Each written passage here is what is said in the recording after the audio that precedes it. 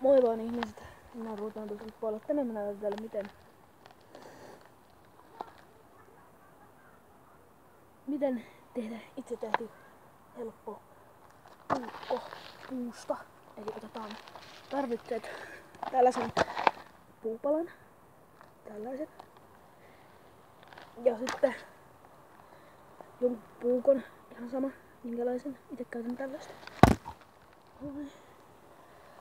Sähköteippiä ja saha. Ensin otetaan saha käyttöön ja leikataan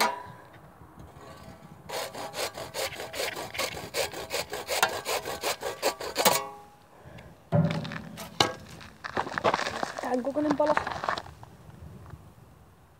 Suunnilleen joku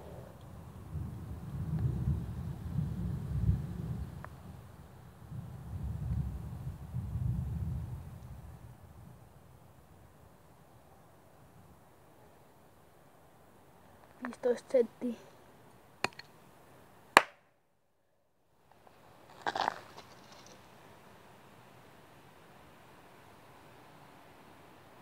Ja sitten otan noin puukko vuolla vähän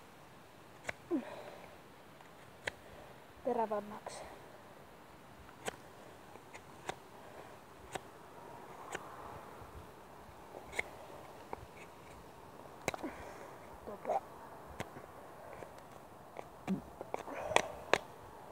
Reunaa.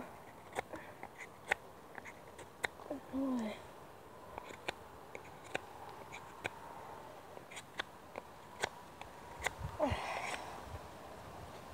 Noin suurin piirtein tolleen vähän ylimääräisiä paskoja tuossa pois. Siis tää on niinku kaikkein turvallisin tapa hakata. Vittu mä säikähän joka kerta. Näin. Sitten otetaan saha ja vedetään. Ai vittu. Vedetään. Mä nakkaas vähän, mä näytän ihan justiin kun mä itse on saanut tehtyä.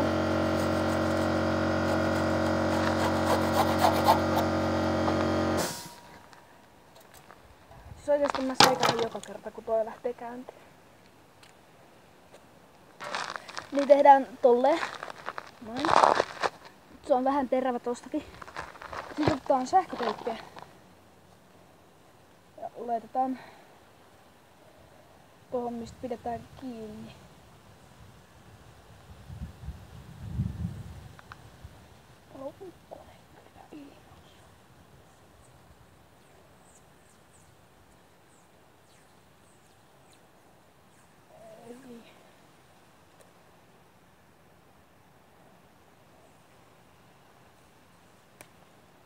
Noin. Ja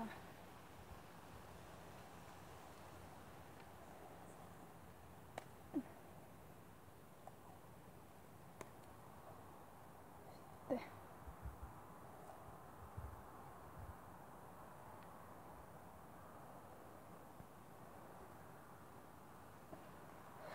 näin.